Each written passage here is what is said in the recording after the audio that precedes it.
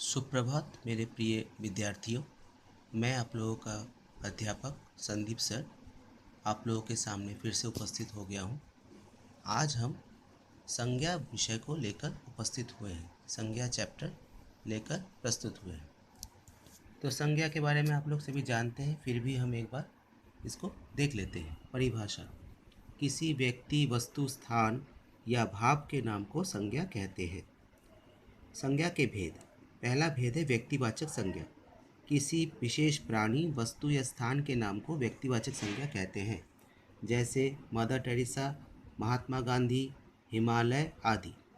जातिवाचक संज्ञा: जिन शब्दों से किसी व्यक्ति, वस्तु या स्थान की पूरी जाति का बोध होता है उन्हें जातिवाचक संज्ञा कहते हैं, जैसे बिल्ली, डाकिया, चिड़िया आदि।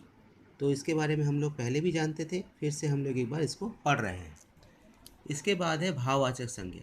जिन शब्दों से किसी प्राणी या वस्तु के गुण, दोष, दशा या स्वभाव का पता चलता है उन्हें भाववाचक संज्ञा कहते हैं, जैसे मोटापा, बचपन, सुंदरता आदि।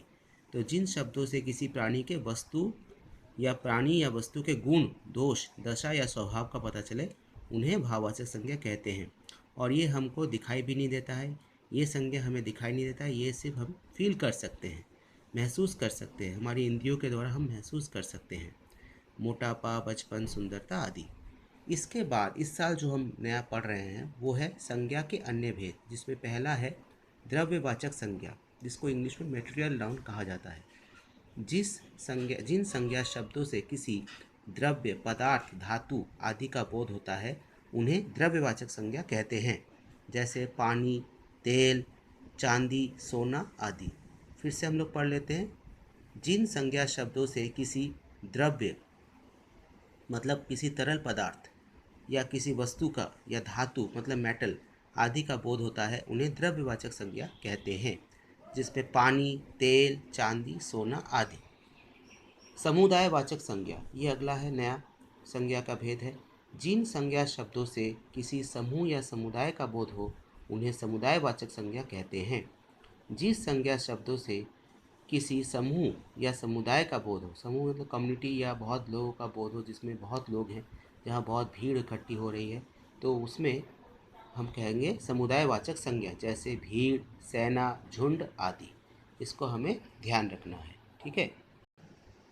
समुदायवाचक संज्ञा में बहुत लोगों की बहुत लोग वहाँ पर इकट्ठे होते हैं, बहुत लोग वहाँ जमा होते हैं, वहाँ पर समुदायवाचक संज्ञा हम कह सकते हैं। या बहुत वस्तु जहाँ पर एक जगह इकट्ठी हो, बहुत चीज़ एक जगह पर रहे, वहाँ पर हम समुदायवाचक संज्ञा कहते हैं। इसको इंग्लिश में कलेक्टिव नाउन भी कहा जाता है। तो हम लोग फिर से वह रिकैप कर लेते हैं। संज्ञा परिभाषा हम जान गए, किसी व्यक्ति, वस्तु, स्थान या भाव के नाम को संज्ञा कहते हैं। व्यक्तिवाचक संज्ञा पहला भेद है, जिसमें मदर टेरेसा, महात्मा गांधी, हिमालय ये उदाहरण है। जातिवाचक संज्ञा में जाति से संबंधित किसी व्यक्ति, वस्तु या स्थान की पूरी जाति का अगर बोध हो उसे जातिवाचक संज्ञा कहते हैं, जैसे बिल्ली, डाकिया, चिड़िया, देश, नदी, ये भी जातिवाचक संज्ञा में आ सकता है। महीने। भाववाचक संज्ञा, जिन शब्दों से किसी प्राणी या वस्तु के गुण, दोष, दशा या स्वभाव का पता चले उसे भाववाचक संज्ञा कहते हैं, जैसे मोटापा, बचपन, सुंदरता, मित्रता आदि। संज्ञा के भेद में दो भेद होते हैं, द्रव्यवाचक संज्ञा और समुदायवाचक संज्ञा। ये इस साल हम पढ़ रहे हैं। द्रव्यवाचक संज्ञा में क्या है, जिन संज्ञा शब्दों से किसी द्रव्य, पदार्थ, धातु आदि का बोध हो उन्हें द्रव्यवाचक संज्ञा कहते हैं, जैसे पानी, तेल, चांदी, सोना आदि। और समुदायवाचक संज्ञा में जिन संज्ञा शब्दों से किसी समूह या समुदाय का बोध हो उसे समुदायवाचक संज्ञा कहते हैं, जिसमें भीड़, सेना, झुंड आदि। तो ये चीज़ें हम लोग अच्छी तरह से थोड़ा घर में अभ्यास करें, सभी लोग इसको अच्छी तरह से पढ़ें, इसको अभ्यास करें, परिभाषाओं को याद करें, परिभाषाओं को याद करके उसको कॉपी में भी लिखें, ठीक है। और इसके उदाहरण भी हमें याद करने हैं, इसके उदाहरण भी हमको अच्छी तरह से याद करके हमको ध्यान में रखना है, ठीक है। तो आज के लिए इतना ही है, फिर हम लोग अगले दिन मिलेंगे।